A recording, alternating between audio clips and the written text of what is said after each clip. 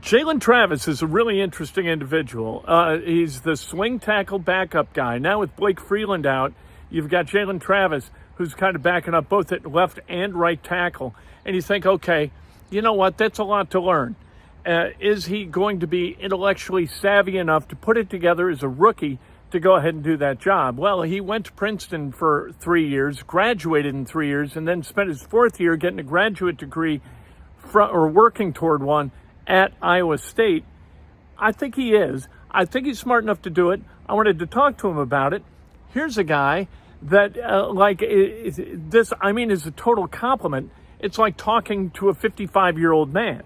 That is a well-rounded, very mature, interesting individual who has really shown up in camp and shown up in the preseason as a guy who's ready to do his job at a high level here. Does Princeton help him prepare, go into what is the NFL of academia? Is that a great preparatory device for him in entering the NFL? We talked to Jalen Travis. So you've been kind of a guy who throughout camp people have pointed at and said he's better than we thought, he's better than we thought. Why do you think they think you're better than they thought? I can't speak to, what other people think, but I just know throughout camp, I felt progressively getting better, week to week, and, felt the growth that I've been having, especially going against some of the guys that we have in this locker room. And it's been a big emphasis for me is I'm making the same mistake twice and just continuing to drill that home day in and day out. How do you do that? Is that a matter of just knowing how to take in information and turn it into activity? No, absolutely. I think it's, how I prepare and how I get ready, for every practice, every game. And that's something that, I take pride in. And if there's a kink in my armor, I'm sure to fix it with the coaches and stuff like that. So it's definitely more on the preparation side than anything. You have the background from Princeton, spent last year at Iowa State. Sure. Does Princeton make you smart, or are you just welcomed into Princeton because you're smart? I think it's a combination of both.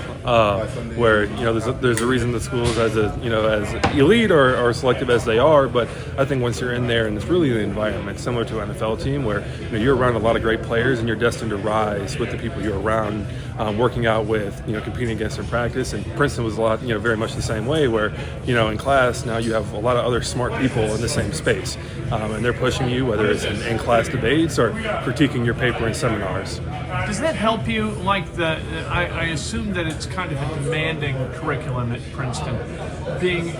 Having things demanded from you academically, does that help you because this can be academic too, right? Absolutely. Does that help you trying to kind of immerse yourself in an NFL culture? Absolutely. And I think one of the biggest privileges that Princeton gave me was I learned who I was as a learner first. How I perceive information, how I receive information, how I process information. Because at Princeton, very much like NFL season, is like one right after another. You're preparing either for class, you're preparing for the exam that you have next week, and you have to learn, okay, I have X amount of information behind me, for film, for football it's film. How can I start to break these down strategically to make sure that when it comes game day, when it comes test day, I'm as prepared as possible, and it's not something I haven't seen before, but when there is something I haven't seen, I have a process behind me to back it up and give myself a fighting chance to make sure I get it right. Does that help you having it, Princeton to me is the NFL of academia? No doubt. Right? This is the NFL period. Right. Walking into an environment that is kind of on, you're like, wow, John Nash. Right.